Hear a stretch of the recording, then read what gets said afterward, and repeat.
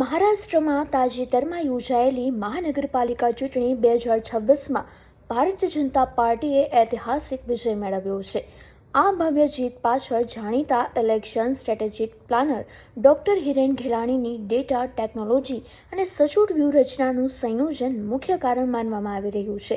ખાસ કરીને એશિયાની સૌથી મોટી મહાનગરપાલિકા બીએમસીમાં 30 વર્ષ બાદ મોટું રાજકીય પરિવર્તન જોવા મળ્યું છે.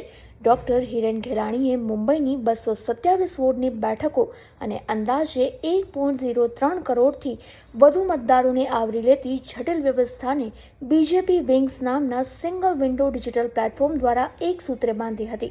આ ટેકનોલોજીની મદદથી 10,000થી વધુ બૂથ પ્રમુખો સીધા મતદારો સાથે સંપર્ક કરી શક્યા હતા.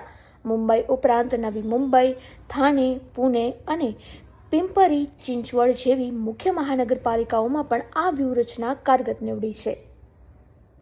नमस्कार सर्वे पत्रकार मित्रों, भाइयों, press media, digital media.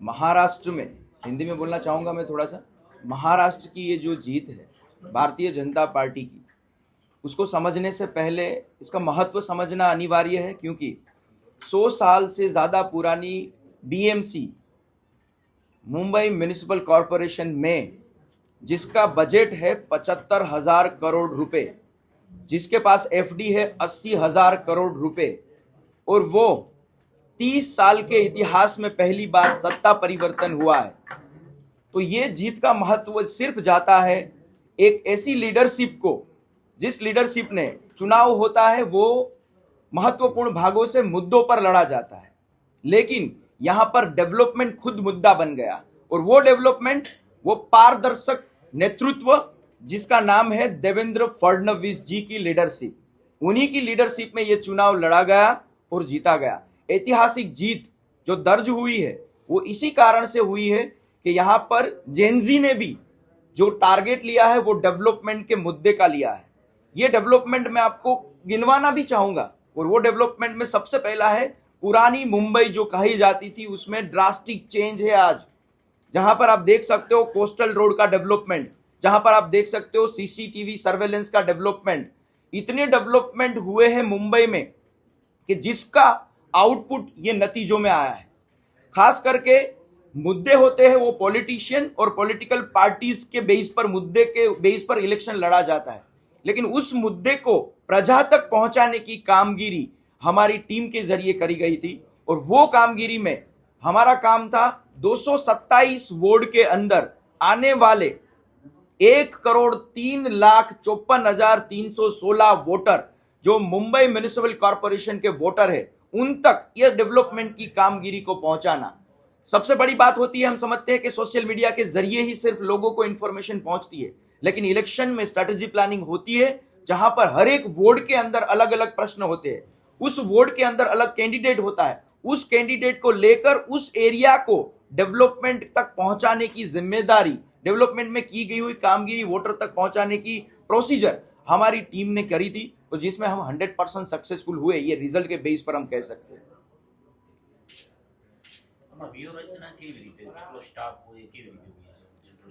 Basically I would like to tell you in this concern कि व्यू रचना में हमने करा था 227 वार्ड के ऊपर 1,03,00,000 वोटर तक पहुंचने की व्यू रचना में सबसे पहले उनके बीच में आने वाली कड़ी 10,000 बूथ प्रमुखों को क्रिएट किया. यानी हमने सबसे पहले संगठन क्रिएट किया. संगठन यानी मैं बूथ प्रमुख नहीं बोल रहा हूं, मैं बूथ कैप्टन बोल रहा हूं. हर एक बूथ के ऊपर एक कैप्टन जैसे 10,000 बूथ प्रमुखों को क्रिएट करा गया. उन 10,000 बूथ प्रमुख में एक के नीचे 1,000 वोटर की जिम्मेदारी दी गई. उन 1,000 वोटर को उनको पर्सनली मिलना था, और उस एरिया के, मैं वार्ड का भी नहीं बोल रहा हूं, उस बूथ के डेवलपमेंट की कामगिरी उन तक पहुंचानी थी, उनको काउंट करवाना था. ये चीज स्ट्रेटेजी प्लानिंग का पहला भाग था.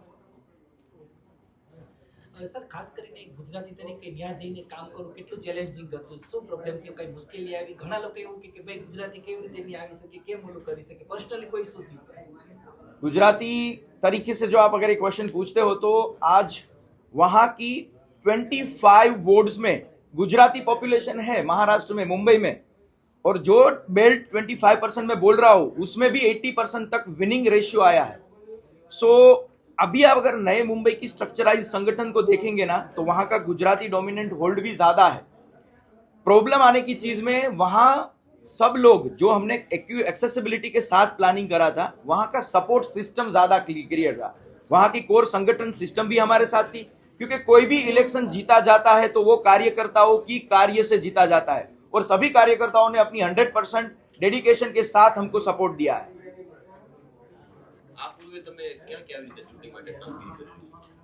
इलेक्शन स्ट्रेटेजी प्लानिंग 6 से ज्यादा राज्यों में हम कर चुके हैं। उसमें ये जर्नी हमने 1.5 साल पहले महाराष्ट्र में शुरू की थी। लोकसभा का काम भी हमने करा था श्री देवेंद्र फडणवीस जी की अध्यक्षता में, चंद्रशेखर बावनकुले जी की अध्यक्षता में। उस समय के वो प्रेसिडेंट थे, उन्होंने मुझे पॉलिटिकल एडवाइजर की रिस्पॉन्सिबिलिटी दी थी। तब से हमने ये काम शुरू किया था। 1.5 साल की मेहनत है ये, जिसमें हमने हर एक 90,000 बूथ पर अपना एक कैप्टन क्रिएट किया था। पूरे महाराष्ट्र में 9 करोड़ 36 लाख वोटर्स में उस वक्त के, तब हमने 90,000 बूथ पर एक कैप्टन नियुक्त किया था। उसके बाद विधानसभा का इलेक्शन आया। विधानसभा के इलेक्शन की जीत भी आप सबके सामने है, और अभी म्युनिसिपल कॉर्पोरेशन के इलेक्शन में भी हमने यही स्ट्रेटेजी प्लानिंग को एग्जीक्यूट किया। पिछली बार गुजरात के इलेक्शन में भी हमने स्ट्रेटेजी प्लान आउट करा हुआ है, जिसकी वीडियो बाइट्स आप सबको मिल जाएगी। आने वाले वक्त में सबसे पहले आ रहे हैं तमिलनाडु, और उसके बाद आ रहे हैं पश्चिम बंगाल। वहां पर हम फोकस कर रहे हैं, और वहां की कामगिरी हमको दी गई है, उस पर हम फोकस कर रहे हैं। उसके बाद गुजरात में इलेक्शन आएंगे, वो 27 में आएंगे। हमने सबसे पहले इसमें टेक्नोलॉजी का यूज 3 चीजों से ये पूरी इलेक्शन स्ट्रेटेजी प्लानिंग करी है, जिसमें हमारा महत्वपूर्ण योगदान था वो डेटा के बाद संगठन के बाद एआई स्ट्रक्चराइज्ड फॉर्मेशन किया। हमने जिम्मेदारी जिन लोगों को दी, उनको उनके रिपोर्टिंग के जरिए कौन सा बूथ माइनस जा रहा है, कौन सा बूथ प्लस जा रहा है, सर्वे सिस्टम के जरिए हमारे पास जो रिकॉर्ड्स आए, उसमें एआई टेक्नोलॉजी का इस बेस पर यूज किया कि जिस वार्ड में हम लो काउंटिंग करवा रहे, वो हमको ब्लिंक करके सामने हमारे पास आ जाता था कि इस बूथ में आज के दिन में हमको प्रचार में कमी आ रही है, तो हमको इसको एग्जीक्यूट करना चाहिए। ताकि टेक्नोलॉजी का भरपूर उपयोग किया है, डेटा के साथ टेक्नोलॉजी और टेक्नोलॉजी के साथ संगठन की पूरी शक्ति ग्राउंड पर उतरी। इसी वजह से हम जीत तक पहुंचने में सक्षम हुए।